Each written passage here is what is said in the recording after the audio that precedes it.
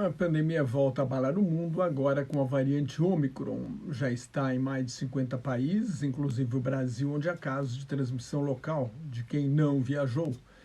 É dominante na África do Sul, onde foi identificada num caso de 9 de novembro e matou pelo menos 22 pessoas no país. Pode se tornar dominante em alguns países da Europa, como o Reino Unido e a Dinamarca.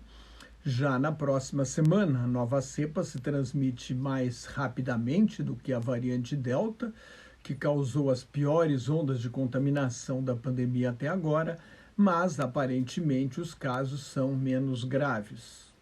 A melhor resposta até o momento é a dose de reforço da vacina, a terceira dose, ou a segunda, se for a vacina da Janssen.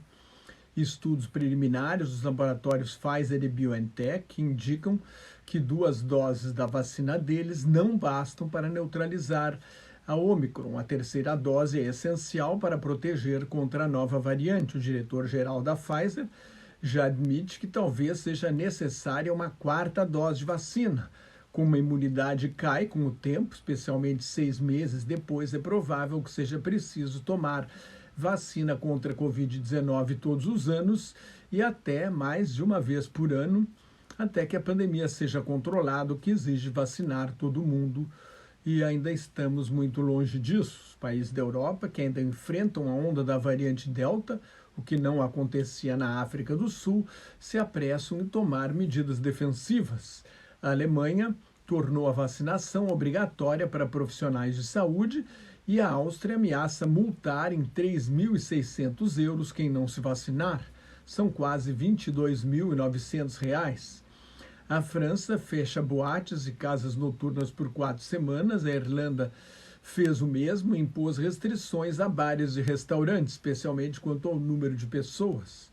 A Itália proibiu não vacinados de frequentar bares e restaurantes. No Reino Unido, o primeiro-ministro Boris Johnson enfrenta um escândalo porque se soube que houve 3 festas na residência oficial, que é a sede do governo, no Natal do ano passado, quando o país estava sob fortes restrições, em meio à segunda onda de contaminação, que seria pior. Johnson reimpôs o uso de máscaras em locais fechados de uso coletivo, com exceção de bares e restaurantes.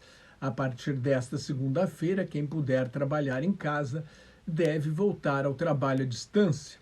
O certificado de vacina será exigido em boates, clubes noturnos e eventos com grande número de pessoas na Inglaterra. Aqui no Brasil, o presidente Jair Bolsonaro rejeitou a proposta da Agência Nacional de Vigilância Sanitária, a Anvisa, de exigir passaporte de vacina para entrar no país. E o governo anunciou que pessoas não vacinadas contra o coronavírus de 2019 terão de fazer 5 dias de quarentena. A maioria dos infectologistas acha que são necessários pelo menos 10 dias. E o governo não explicou como pretende fiscalizar a medida. Um ataque cibernético ao Ministério da Saúde levou a um adiamento da entrada em vigor da medida.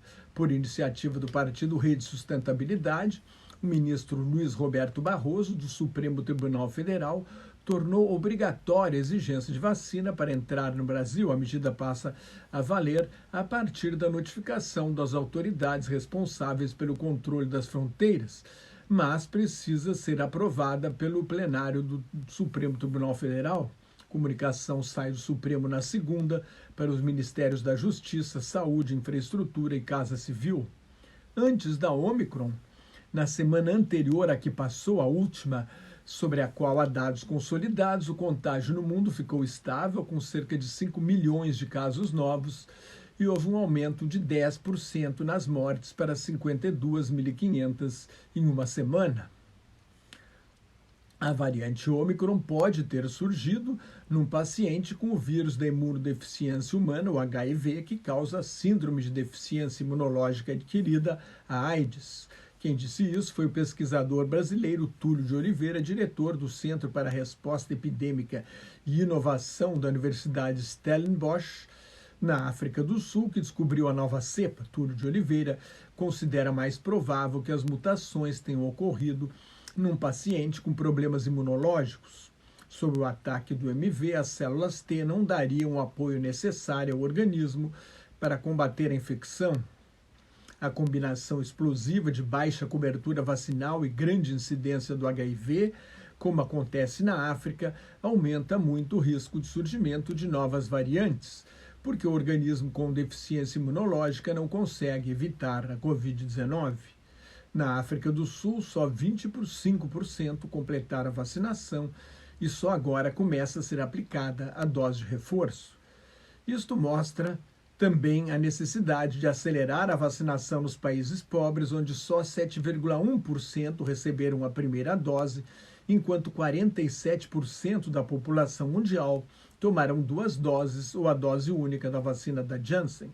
A Organização Mundial da Saúde teme que a aplicação da dose de reforço nos países ricos e de renda média alta, como o Brasil, atrase ainda mais a vacinação nos países pobres.